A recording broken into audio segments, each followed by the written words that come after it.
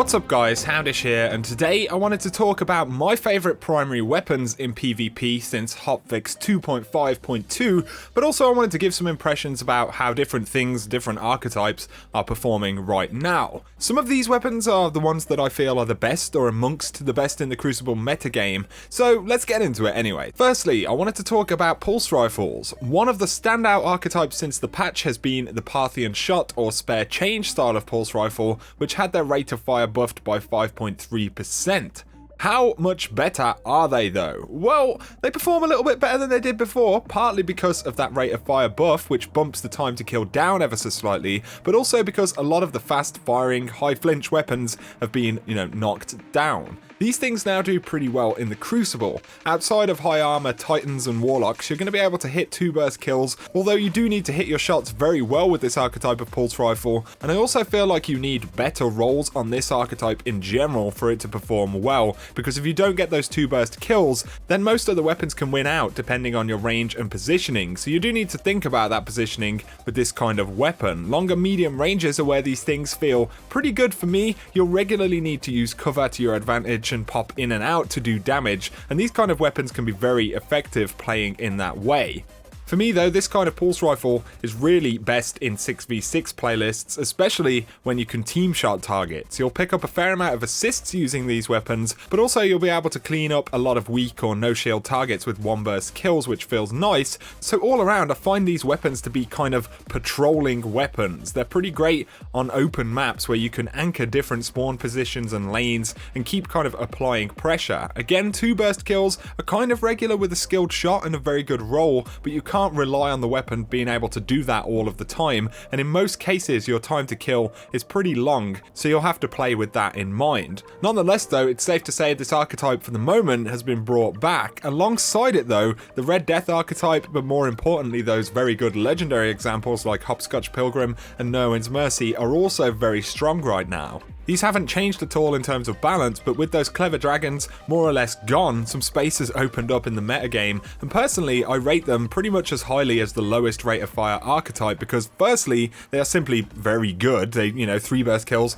not a bad thing, but 2, if you can't get a godly roll of a Parthian shot or spare change, then these things just make sense to use, because even as a 3 burst kill, it has a faster time to kill than the Parthian if you're not getting 2 burst kills. So again, if you have a good No One's Mercy or Hopscotch Pilgrim, it's going to perform pretty well. Whatever you do though, don't forget about that Hawksaw, PDX45 or Blind Perdition archetype of pulse rifles. I'm surprised that there aren't more of them in PvP on the whole right now, because they're really solid in the current climate. Since the Taken King launched, they've been pretty monstrous, but they simply got outshone with the arrival of those max rate of fire, clever dragons, things like that. Right now though, in medium range engagements, they can absolutely shred, and these are regular 3 burst killers as well, which is very good considering you'll have to hit 3 bursts on a lot of other types of pulse rifles as well. So while they have their weaknesses in very close or very long range, they're pretty good in that medium range space, and that's one of the things I really like about this patch. Since Clever Dragon was so ridiculous at long ranges or up close, it really spoiled weapon variety, and right now since the update you can kind of pick and mix more based on the map and really exploit the strengths of different archetypes and styles of weapons. So on the whole, pulse rifles are all pretty good options now in my opinion. Of course, we know what's sort of standing out at the moment. Now let's talk about hand cannons. In terms of legendaries, the good old IS Lunas or Palindromes still fly pretty high. Since the accuracy buff, these weapons feel particularly monstrous. If they have those max range stats, then they'll perform really solid in close and medium ranges, but you're still going to see that damage drop off fairly quickly since the changes to range were implemented.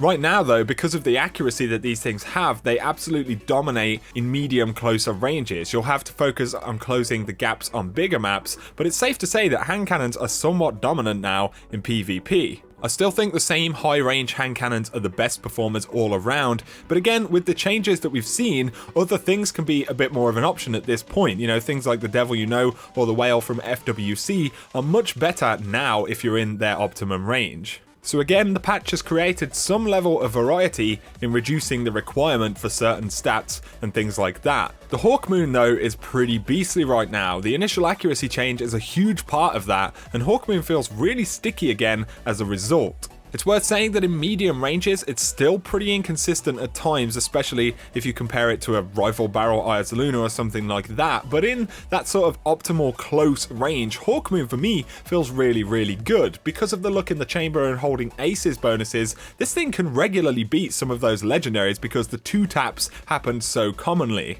Like I said, consistency suffers more at longer medium ranges than with a rifled barrel max range hand cannon, but along with the other changes in PvP, Hawkmoon is feeling considerably better than it did pre-patch. You'll also see a few last words around, and it's definitely benefited from the accuracy buff. It just feels slightly stickier on the whole, and it can absolutely melt in close range since those 3 taps are that bit easier to get with these changes. Otherwise though, it was always a strong weapon, and that's still very much the case. On the whole, hand cannons right now dominate that medium and close range space, the main contenders being anything that performs well as your range drops off, and things like sidearms in immediate close ranges. Still though, hand cannons are dominant across the board, again in PvP from my perspective. Moving on though, let's touch on scout rifles for a moment. With these weapons, not that much has really changed. Most scout rifles are really great PvP weapons, but are just less popular than pulse rifles and hand cannons in general, but I feel like that's to do with partly the playstyle and the map design, but also in the previous meta, Clever Dragon could essentially do what scout rifles do, but faster. Not literally, but I think you get what I'm saying. Either way, right now, things like Minor Multitool feel really nice, not that it was ever bad before, but at the moment, again, with the changes we're seeing, there are more opportunities for different scout rifles to shine a little bit more. Mida works out really well at the moment, with its main competitors being things like Spare Change and even Hopscotch Pilgrim within its dominant range. Otherwise though, you'll be able to beat out a lot of those hand cannon or even auto rifle users as long as you are positioned well.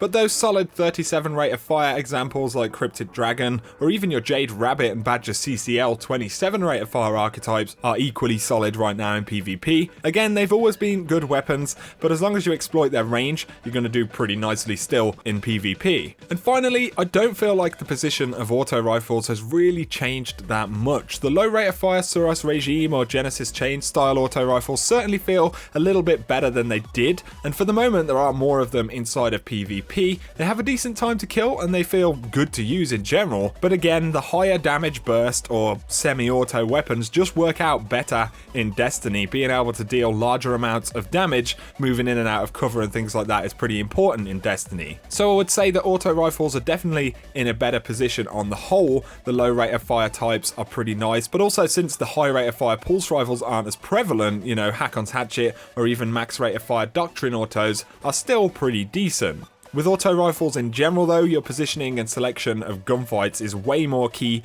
to success than with some of the other weapons in Destiny. Auto rifles aren't bad by any means, but because of the way the game plays, you know, they're not likely to become the dominant weapon type, at least for now. So to summarise, Parthian Shot or Spare Change feel pretty great, but also those No One's Mercy and Blind Perdition archetypes are all around really good options. I feel like the spread of different pulse rifle types are all options which feel much better now, so on the variety front, pulse rifles I think are in a really good spot. In terms of hand cannons, those same Ayas Luna and Palindrome max range legendary hand cannons still feel kind of top dog, but alongside them, you know, you're going to see things like Hawkmoon, which is way better than it was before, and with the range stat changes, you know, other lower range hand cannons are also, you know, feeling pretty decent. And then with scouts and auto rifles, they're kind of in the same place, but they have more opportunities to do well in PvP in my opinion. While there are certain potent weapons across the board, I feel like the primary weapon situation in Destiny hasn't been this good for quite a long time. I'm not just referring to the forcing of primary weapons though, you know, through the special changes, but to the actual balance of different types of weapons as well. There's a lot more variety,